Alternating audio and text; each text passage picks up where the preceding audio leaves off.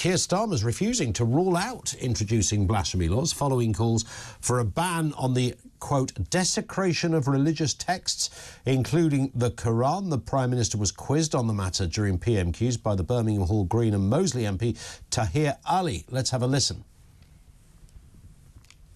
November marks Islamophobia Awareness Month. Last year, the United Nations Human Rights Council adopted a resolution condemning the desecration of religious texts, including the Qur'an, despite opposition from the previous government. Acts of such mindless desecration only serve to fuel division and hatred within our society. Will the Prime Minister commit to introducing measures to prohibit the desecration of all religious texts and the prophets of the Abrahamic religions? Well, can I agree with him that desecration is awful and I think should be condemned across the House? We are, as I said before, Mr. Speaker, committed to tackling all forms of hatred and division, including, of course, Islamophobia in all of its forms. There it is. Well, let's talk on the wider issue of blasphemy. Tim Dieppe is Head of Public Policy at Christian Concern. Afternoon to you, Tim. Do you concur with Mr. Ali in any form? I'm very concerned about the response there to that question. Obviously, Mr. Ali wants a kind of blasphemy law, particularly for Islam. He talks about desecration of the Qur'an, which reminds me of the Wakefield School incident you remember last year, where a kid took a copy of the Qur'an that was his own copy that he had paid for with his own money, and it got knocked out of his hand and slightly scuffed. And 4 boys were suspended from the school on allegations of desecration. And the police got involved and there were death threats and all this kind of thing. And you kind of thought, gosh, is this really England? Is this really Great Britain, where pupils are punished for dropping a book that they own of their own onto the floor because it's desecration of the Qur'an? And I'm very, very concerned that Keir Starmer there sort of said, yes, let's condemn all desecration, and wants to also, deal with Islamophobia in all its forms. As you probably know, Ian, there is a APPG, or All-Party Parliamentary Group, definition of Islamophobia, which has been formally adopted by the Labour Party and the Green Party, the Lib Dem Party, which defines Islamophobia as a form of racism that treats expressions of Muslimness or perceived Muslimness. So it's very, very vague, open to perception. And people have been accused of Islamophobia for all sorts of reasons. And basically, if someone perceives something as Islamophobic, then it is Islamophobic by that definition. And I think this is very concerning. And already you have a kind of, in effect, a blasphemy law. Because all those MPs and members of the Labour Party know that if they do something that somebody says is Islamophobic, they'll be investigated. They could be suspended from the party. So none of them are going to say something that might criticise Islam for fear of that. What about the wider issue, though, in terms of blasphemy? Because, of course, we used to have that law until 2008, slightly later, 2021 in Scotland, which would prohibit people, regardless of whether it was Islam, but Christianity would have been in there as well. We can think of high-profile cases where Christians have been very mobilised. I'm thinking Jerry Springer the Opera, Book of Mormon, Life of Brian, all these areas that over the years have caused a lot of concern from the Christian fraternity. I know Christianity can be a wide spectrum. Where do you stand on your own faith being utilised and satirised in this way? I think people should be able to mock religious belief and criticise religious belief in the most robust terms that they want to. I think that's fine. I think the great example, of course, one could compare Jesus with Muhammad. Jesus, when he was whipped and beaten and nailed to a cross and insulted and all of that, said, Father, forgive them. Muhammad, when he was insulted, said, who's going to kill this person for me?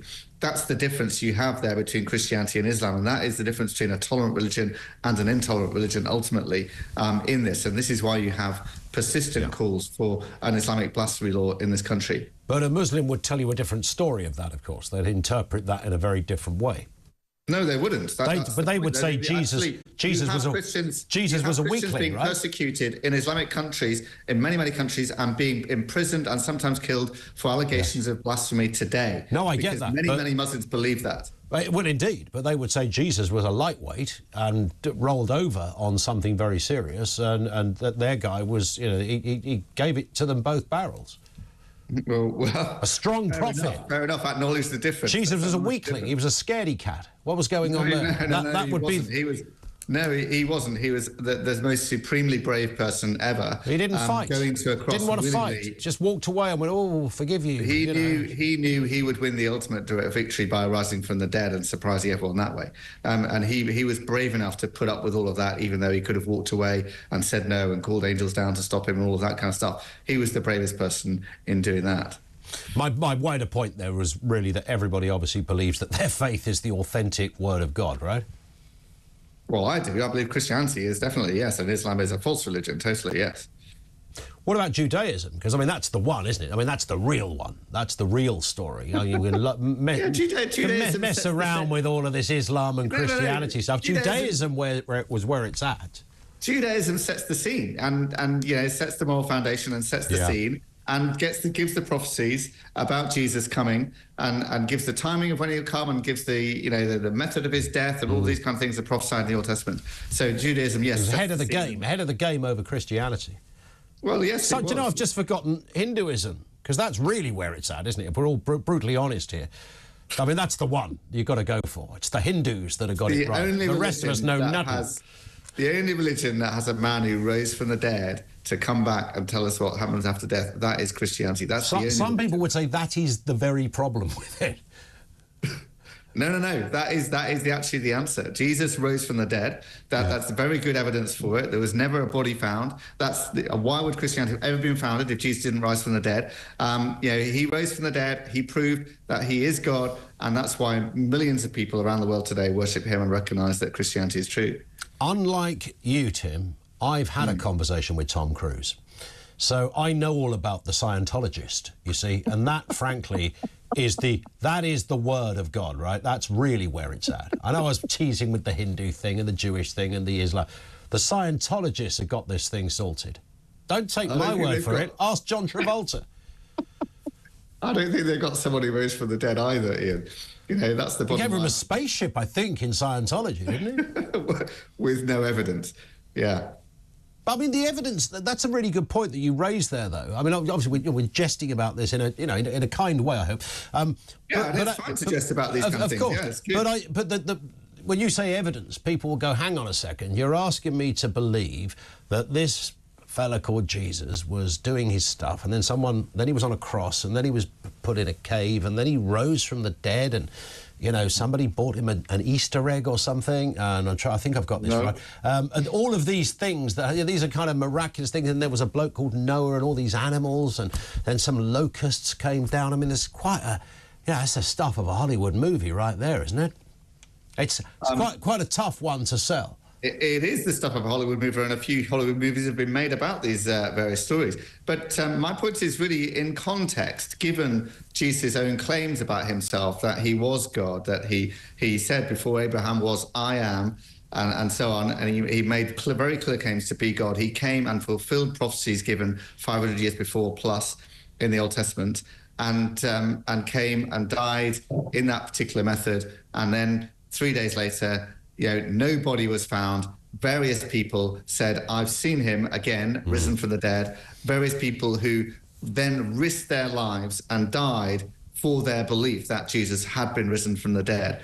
And a whole new religion, Christianity, which is now the dominant religion in the world, the largest religion in the world, was formed on the basis that Jesus had. Well, someone said it, someone wrote it, didn't they? We haven't got any evidence of it.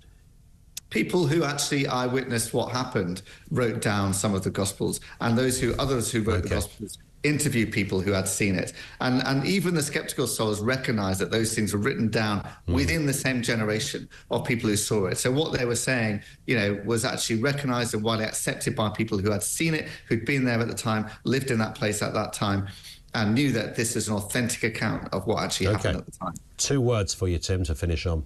Jehovah's Witness. You see, we can talk all we like about all the big guns out there, but the only faith that's ever knocked on my door and said, come into the fold. Very lovely people. I know it's always a bit inconvenient when you're boiling your potatoes or, getting the kids ready for bed, etc. But what better way to spread the word of God than to knock on your door and ask you? I've never met a bad Jehovah's Witness. Credit to them for doing that. Credit to them for doing that. Indeed. Well, you're not doing it, are you? You've never knocked on anyone's door, Tim. No, I have actually. I have knocked on people's doors to invite them to Christmas services. And well, yes. I mean, if your neighbour's taking in your Amazon parcel, I get it. But I'm talking about in the name of faith. Yes, in the name of faith, I've knocked on people's doors as well. Okay. And spoken to people in the street as well. And, you know, I'm keen to see people understanding the Christian message and recognising it and knowing that they can be forgiven for what they've done because of what Jesus did on the cross. And that's the amazing story of Christianity. Tim, it's been lovely to speak with you. Seriously, thank you. Tim Dieppe, he's the head of public policy at Christian Concern.